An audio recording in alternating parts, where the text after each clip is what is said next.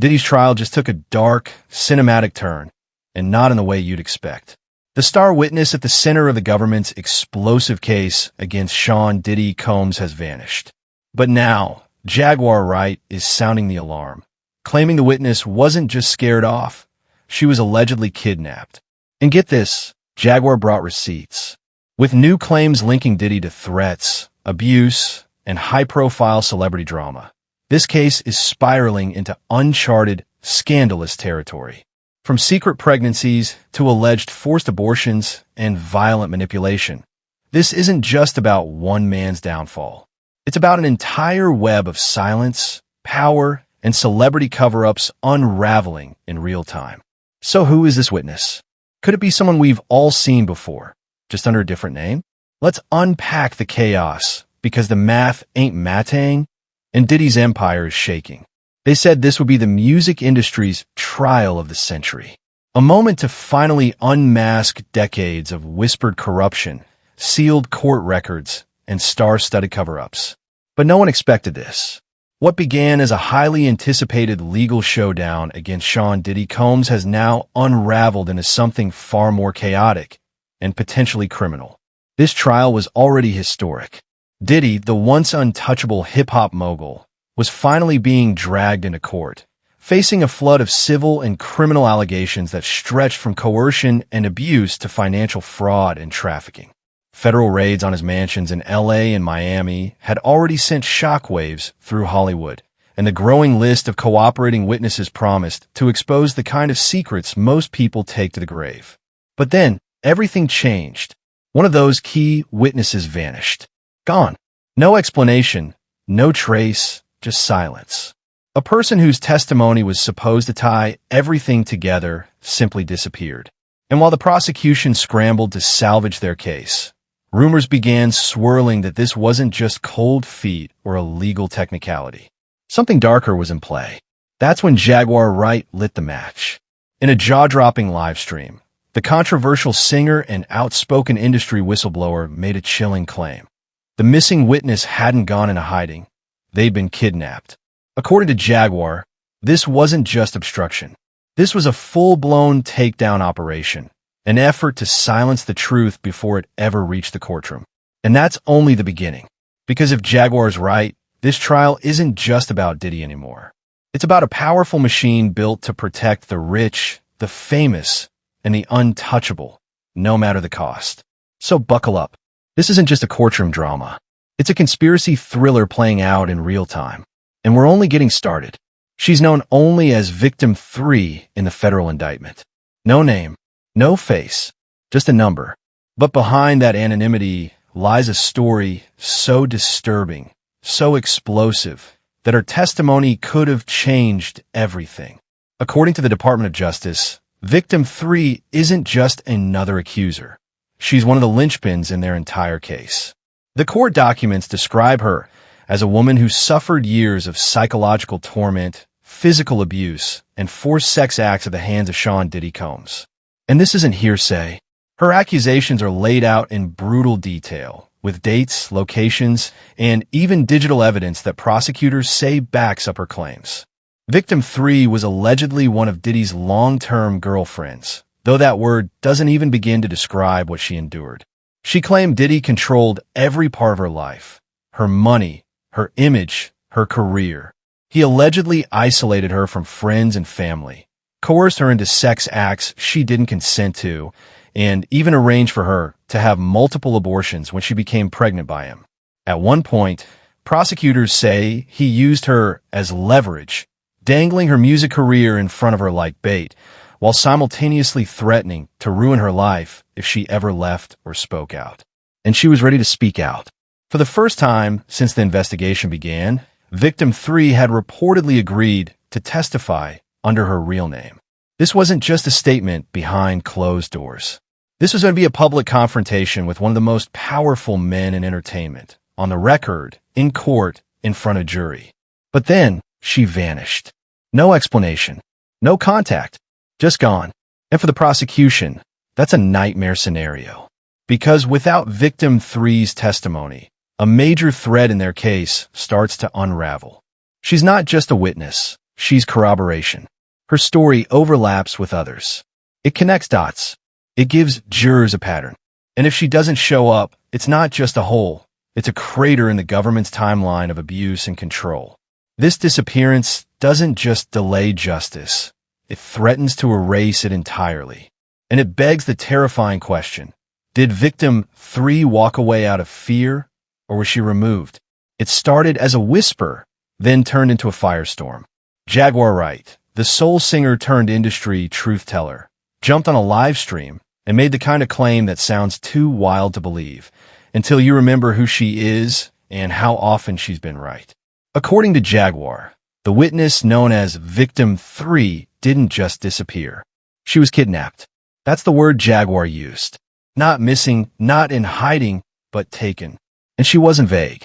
Jaguar said this was a coordinated operation, a last-ditch effort to silence a woman whose testimony could have blown the roof off Diddy's entire defense. And if you think that sounds dramatic, consider this. Jaguar Wright has made jaw-dropping claims in the past that the public laughed off until the receipts came out. She warned years ago about R. Kelly. She spoke on Clive Davis, about industry sex rings, about trafficking. And over time, more and more of her stories, once dismissed as conspiracies, have lined up with sworn testimony and leaked court documents. She's not just ranting from the sidelines. Jaguar knows this industry. She's toured with the Roots, been in rooms with the same gatekeepers now being investigated. She's seen the machine up close, and she's not afraid to call names. That makes her dangerous. But it also makes her credible to a growing wave of people who believe the real story in hip-hop has been hidden behind NDAs and million-dollar settlements for decades. And the timing? It's damning. Victim 3 had finally agreed to testify under her real name. That's incredibly rare in cases like this. It meant she wasn't just cooperating. She was prepared to go all in. To sit in front of a judge and jury, look Diddy in the eye, and tell the world exactly what happened to her. That kind of bravery doesn't come easy. It also doesn't go unnoticed. Then, poof, she's gone. No press statement. No legal motion to withdraw. No relocation with witness protection. Just silence. And Jaguar says that silence was forced. That it wasn't a change of heart. It was a targeted move. A takedown. Because if Victim 3's story had been told publicly, under oath, it could have opened the floodgates. Not just for Diddy, but for the entire network that enabled him. So now we're left with a chilling possibility. What if Jaguar Wright is right again? What if this isn't just a celebrity trial gone sideways, but an active cover-up in motion? Here's where things get really suspicious. Because if you've been watching closely, there's one name that keeps popping up in the shadows, Gina Nguyen. Now, officially, the feds haven't confirmed the identity of Victim 3, but the streets and a few bold voices online are putting 2 and 2 together. And what they're saying, it points directly to Gina. Let's break it down. First, the timing. Gina Nguyen, known publicly for her years-long on-again, off-again relationship with Diddy, suddenly vanished from social media right around the same time the federal case started heating up. This isn't just someone going quiet. Gina was active, posting outfits, dinners, subtle shade, regular influencer behavior. Then, right as the DOJ dropped those sealed indictments and victims started cooperating, she disappears. Not a story, not a taking a break post, just radio silence. Second, the history. Gina has long been rumored to be one of Diddy's most tightly controlled partners. Not Cassie-level public, but always there. And when she did speak out, especially during that explosive Tasha K interview, she hinted at physical abuse, controlling behavior, and being pushed into compromising situations. She didn't name everything outright, but she didn't have to. The pain was in her voice. And for those who knew what to listen for, she was dropping breadcrumbs. In that interview, Gina claimed Diddy spit on her. Multiple times. She described being locked in a toxic cycle where she felt emotionally manipulated, constantly surveilled, and degraded. She even said she feared retaliation for speaking out. And what did Tasha K say? She straight up told Gina, "You know they're going to come for you." And Gina nodded. She knew. Now go back and read the federal indictment's description of Victim 3. A woman Diddy dated long-term. A woman who was allegedly subjected to emotional, physical, and sexual abuse. A woman he allegedly forced to have abortions. A woman who wanted to come forward publicly under her real name until she suddenly went missing. Every single detail aligns with what Gina hinted at. And here's the kicker. Gina was one of the few women Diddy never tried to completely erase from the narrative. He let her linger. Maybe because he thought she wouldn't talk. Maybe because he thought no one would believe her. But now, it looks like she might have been preparing to do more than just talk. It looks like she was ready to testify. So ask yourself, if Gina Nguyen is victim 3, and she's now vanished without explanation, what does that mean for the rest of the case? What does it say about the kind of power Diddy still holds? And more importantly, what happened to her? It was never just about love. When it comes to Diddy, every relationship is a power play, and the explosive feud between Young Miami and Gina Nguyen is a case study in how toxic control can turn women into collateral damage. Let's set the stage. Diddy was publicly entangled with Young Miami, the fiery, no-nonsense rapper from City Girls, who proudly flaunted her real bad lifestyle. Meanwhile, Gina Nguyen, a quieter but long-term presence in Diddy's orbit, had been romantically linked to him for years. The problem? They were both involved with him at the same time. And rather than choose, Diddy seemed to fuel the competition. What looked like a messy love triangle was really something darker. A manipulation game dressed up as luxury and affection. Diddy gave both women lavish gifts, took them on exotic trips, and paraded them online when it served his narrative. But behind the scenes, he allegedly played them against each other, using jealousy, control, and silence as weapons. Remember when Gina posted that infamous photo of Diddy kissing her on the cheek? Social media exploded. Young Miami clapped back immediately, calling her an attention-seeking side chick, and the two women started airing dirty laundry that hinted at far deeper pain. But here's the twist. Gina wasn't just trying to provoke Miami. She was crying out. In that post, she captioned it, "When she be fin with you over an asterisk, but whole time he watching your page." That's not a flex. That's trauma disguised as shade. And what did Diddy do during the chaos? Nothing. He let it play out. Let the women argue while he stayed silent, unbothered, untouchable. That's the pattern. He'd elevate one, then publicly favor the other. One day, it was Miami on the jet. The next, it was Gina at a private dinner. The message was clear. You're both replaceable. Compete for my attention, or lose your seat. Young Miami, for her part, eventually started pulling away. Insiders say she felt disrespected, not just by Gina, but by Diddy's refusal to set boundaries. And Gina? She started to speak more openly about the emotional toll. In her rare interviews, she hinted at being used, manipulated, and discarded. This wasn't just two women fighting over a man. This was about power. Diddy had it, and they didn't. It's a textbook example of toxic masculinity wrapped in champagne bottles and designer bags. Romantic entanglements turned battlegrounds. Loyalty rewarded with public humiliation. And the saddest part? Both women were victims, fighting each other when the real problem was the man pulling the strings. In the end, what Diddy created wasn't love, it was a spectacle. A revolving door of women trying to win his favor while he stayed safely above the fray. But now that the investigations are closing in and survivors are speaking up, the real story is coming into focus. And it's not about messy drama. It's about manipulation, control, and the long-lasting scars left behind. This is where the glitz shatters and the monster emerges. Because while the media has been fixated on Diddy's private jets, lavish parties, and sudden real estate fire sale, the real story, the darkest story, is buried in the language of a federal indictment. And when you read between the lines of that document, the glamour disappears.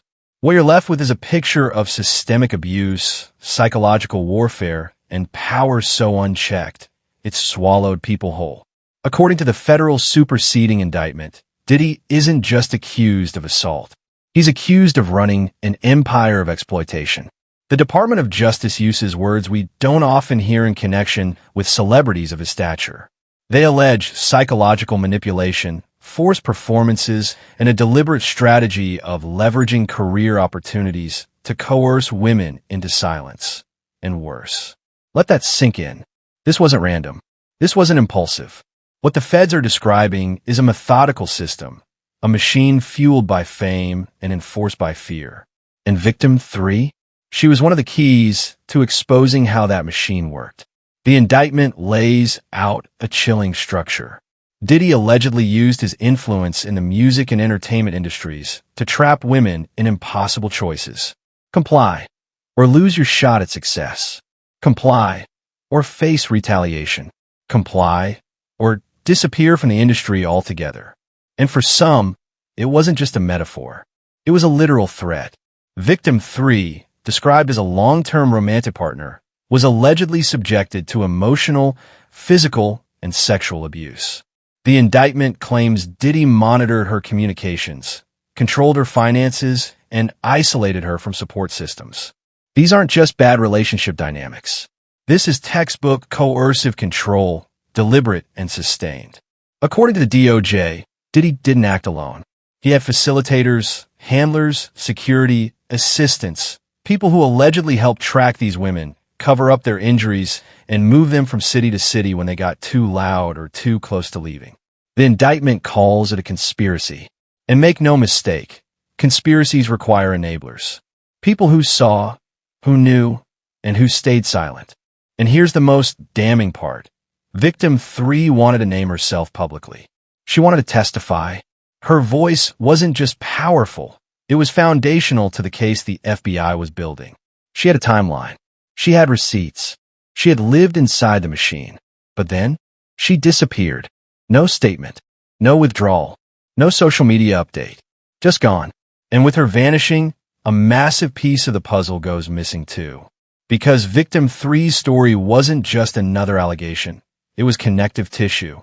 Her claims mirrored others. They reinforced Cassie's lawsuit. They supported accounts from Gina Nguyen. They filled in the timeline of Diddy's control, showing it wasn't just 1 or 2 incidents. It was years of calculated abuse. Now, federal prosecutors are still moving forward. But her disappearance threatens accountability at the highest level. Without her, defense attorneys can sow doubt.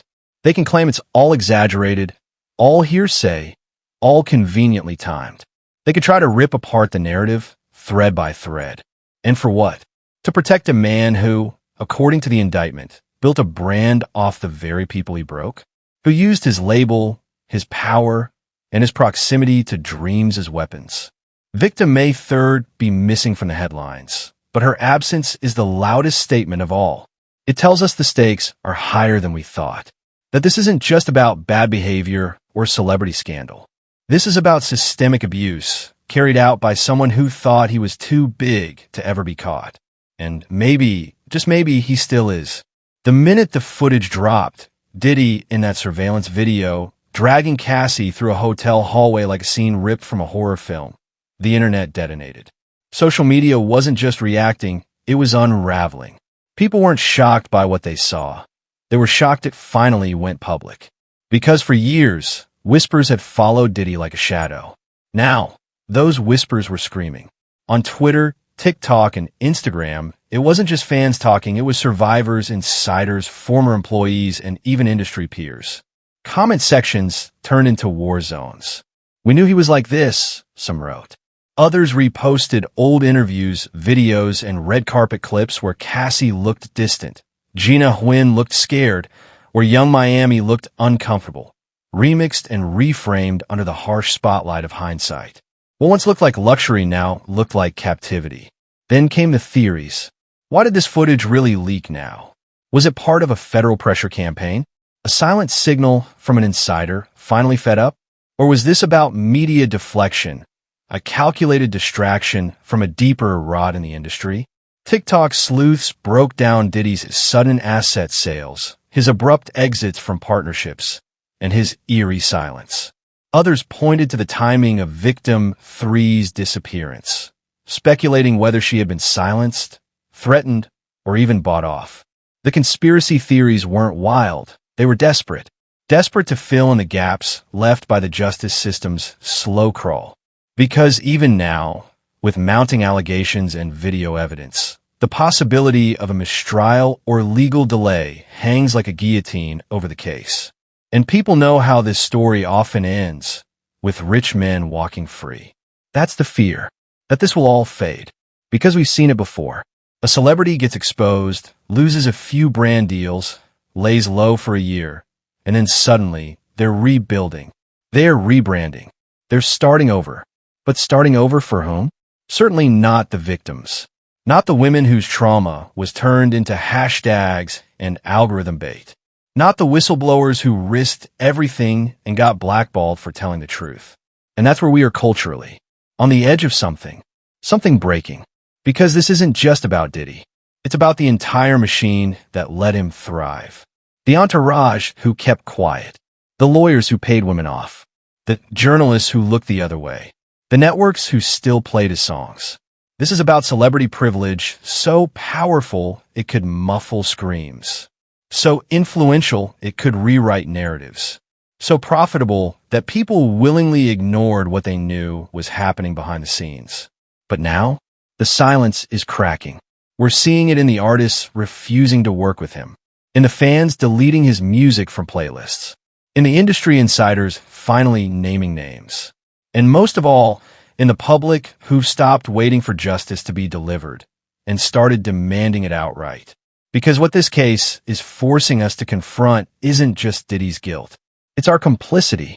It's the way fame excuses behavior, how money can erase memory, and how easily power hides behind charm. The question now isn't just will he be convicted? It's what happens if he isn't. What message does it send to every survivor watching this play out in real time? What does it mean for an industry that has long operated on silence, access, and image above all else? We're at a crossroads. This isn't just a celebrity scandal. It's a reckoning.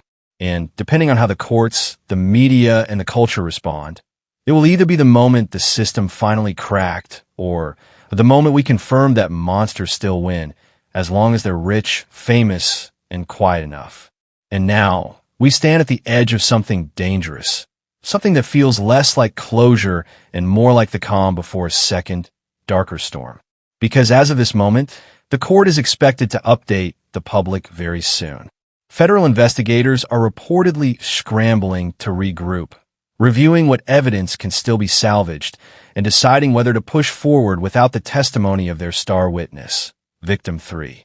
She was supposed to be the linchpin, the voice that brought it all together. Without her, there's a gaping hole in the timeline. A key thread in the narrative just snapped. So now we have to ask the question that no one wants to say out loud. If Victim 3 doesn't return, does Diddy walk free? It's the question echoing across backroom meetings, legal roundtables, and late-night conversations across the industry. Because this isn't just about evidence. It's about optics, about public pressure, about whether the court system, already bruised by decades of failed celebrity accountability, can withstand the weight of another collapse. And the timing? Couldn't be more suspicious. Victim 3's disappearance wasn't gradual. It wasn't part of a formal withdrawal. It was abrupt, silent, almost surgical. No statement, no warning, no leaks.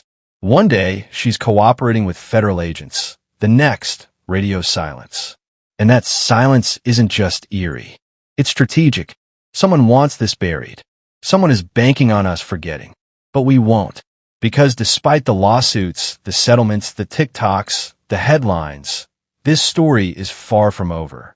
In fact, the most damning secrets, the most dangerous truths, they haven't even surfaced yet. We've heard the stories whispered in green rooms, hinted at in interviews, dropped in cryptic social media posts. Stories about offshore accounts, about traffic talent, about an entire black book of names, locations, transactions, proof that this wasn't a one-man operation, that this was a network, a culture, a business model built on exploitation and protected by billions. And if those rumors are even half true, then what we've seen so far, the lawsuits, the surveillance footage, the leaks, that's just the prologue. Just the overture to something much bigger, much messier, and far more dangerous. Because when power protects power and victims vanish without a trace, It's not just a scandal. It's a cover-up. So stay close. Pay attention. The courtroom may be quiet now, but the walls are starting to talk. People are nervous. Deals are being made. Files are being sealed, or maybe, just maybe, about to be leaked. And Diddy? He may still be smiling for the cameras. But behind closed doors, even he knows. The real reckoning hasn't started yet. Not even close.